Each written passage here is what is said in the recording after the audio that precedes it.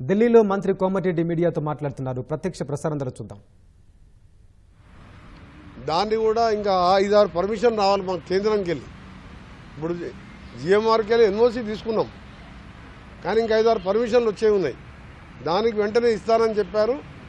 అది 2 years 1.5-2 years లోపంటే including పెద్ద ఫ్లైట్లు దిగే విధంగా ఎయిర్పోర్ట్ కంప్లీట్ చేస్తానని చెప్పి వారు హామీ ఇవ్వడం జరిగింది. మా ముందల్నే ఎయిర్పోర్ట్ అథారిటీ చైర్మన్ గారితో కూడా మాట్లాడుతూ కొత్తగూడెం దగ్గర పాల్వంచ దగ్గర ఎయిర్పోర్ట్ సంబంధించి మన ముఖ్యమంత్రి గారు గతంలోనే లేఖ రాసి వారు గెలవడం జరిగింది. ఈరోజు మళ్ళీ మా ఎంపీలం ఇంక్లూడింగ్ మన ఖమ్మం ఎంపీ గారు ఆ ల్యాండ్ సర్వే నెంబర్తో సహా గతంలో ఇచ్చినాం. దాన్ని కూడా ఎయిర్పోర్ట్ అథారిటీ చైర్మన్ గారితో మాట్లాడుతూ దానికి సంబంధించిన ఫీజిబిలిటీ రిపోర్ట్ కూడా స్టడీ చేయాలని చెప్పడం. అలాగే పెద్దపల్లి ఎంపీ గారు వంశీకృష్ణ గారు గతంలో రిప్రజెంట్ ఇచ్చిన రామగుండం దగ్గర ఎయిర్పోర్ట్కి సంబంధించి దాన్ని కూడా పరిశీలించాలని. ఆదిలాబాద్ ఒకటి మేము మొత్తం కూడా మాకు తెలంగాణలో ఆల్రెడీ వరంగల్ వచ్చింది, కొత్తగూడెం పాల్వంచం అక్కడ ఒకటి, ఎందుకంటే భద్రాచలం ఉన్నది, ఐటీసీ పేపర్ బోర్డు ఉన్నది, సింగరేణి కార్లీస్ ఉన్నది, ఎన్టీపీసీ ఉన్నది. అక్కడ ఎయిర్పోర్ట్ అవసరం, దాంతో వైబిలిటీ వస్తుందని చెప్పి ఆ తర్వాత పెద్దపల్లి రామగుండం, ఆ తర్వాత ఆదిలాబాద్, ఆ తర్వాత ఇంకొకటి జక్రాన్పల్లి నిజామాబాద్ దగ్గర. ఈ 4 మీద ఫీజిబిలిటీ రిపోర్టు చేపించి రిపోర్ట్ ఇవ్వాలని చెప్పి ఎయిర్పోర్ట్ అథారిటీ చైర్మన్ గారికి మినిస్టర్ గారు ఆదేశించడం. ముందుగా మేమందరం కూడా మామూలు ఎయిర్పోర్ట్ శాంక్షన్ చేసినందుకు మా ముఖ్యమంత్రి గారు గతంలో ఎన్నో ఏళ్ళకెళ్ళి అంటున్నాం వరంగల్ అని, ఎవరు చొరవ తీసుకోలే. మా ప్రభుత్వం ముఖ్యమంత్రి గారు మా ప్రభుత్వం మంత్రులు అందరం కలిసి వరంగల్ హైదరాబాద్ తర్వాత పెద్ద మహానగరం 205 కోట్లు ల్యాండ్ ఎక్విజిషన్ అడ్వాన్స్గా రిలీజ్ చేయడం. ల్యాండ్ ఎక్విజిషన్ ప్రాసెస్ కూడా కంప్లీట్ అవుతుంది. దాదాపు 15 రోజుల్లో ల్యాండ్ ఎక్విజిషన్ కూడా అయిపోతుంది. దానికి శాంక్షన్ ఇచ్చినందుకు కేంద్ర ప్రభుత్వానికి, ముఖ్యంగా ప్రధానమంత్రితో పాటు మన రాష్ట్రానికి చెందిన మంత్రి గారికి కృతజ్ఞతలు తెలపడం జరిగింది.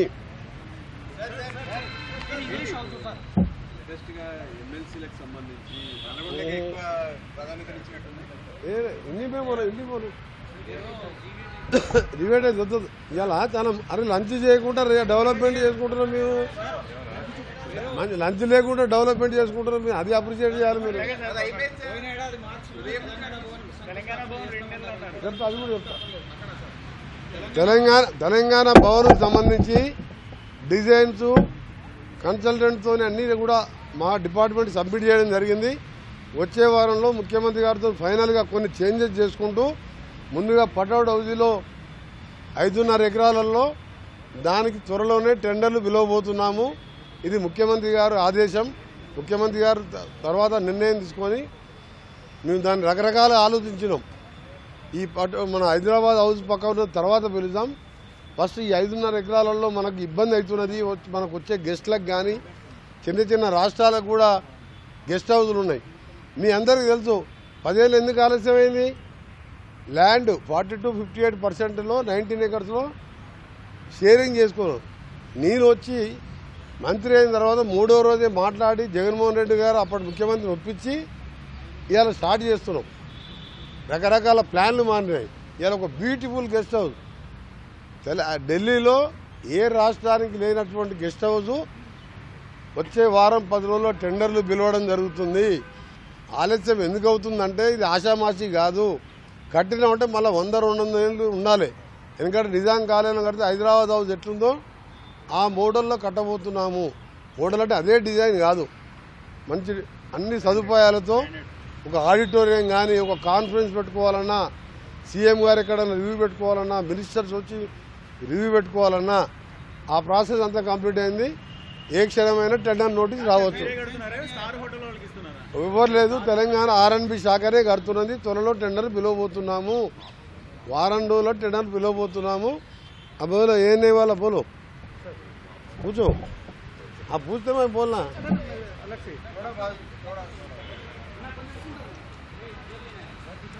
అరే ఇవాళ చాలా మంది టిఫిన్ చేయలే, లంచ్ చేయలే. మేము కూడా ఇట్లా ఉన్నాం సార్. మేము आज తినలేదు.